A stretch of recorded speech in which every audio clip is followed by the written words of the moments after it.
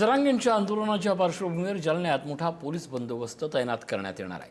जालना पोलिसांच्या सुट्ट्या 5 सप्टेंबरपर्यंत रद्द करण्यात आल्या आहे। मनोज जरांगेंच्या आंदोलनाच्या पार्श्वभूमीवर या सुट्ट्या रद्द करण्यात आल्या आहेत। 1000 पोलीस कर्मचारी आता आंदोलनावेळी तैनात असणार आहेत। गर्दीच्या नियोजनासाठी पोलिसांकडून विशेष खबरदारी घेण्यात येते।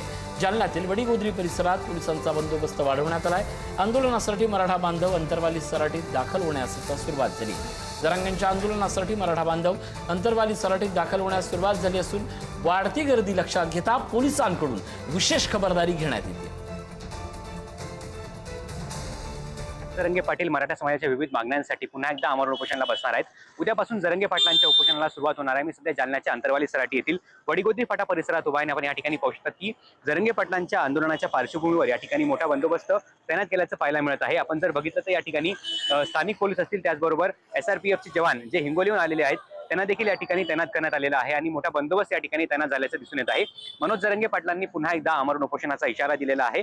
त्यानुसार उद्या सकाळी जरंगे पाटलांच्या शेवटच्या आणि निर्णायक आंदोलनाला सुरुवात होणार आहे। त्याच पार्श्वभूमीवर आता अंतरवाली सराटी त्या ठिकाणी पोलिसांचा मोठा बंदोबस्त तैनात करण्यात आल्याचं पाहायला मिळून येत आहे।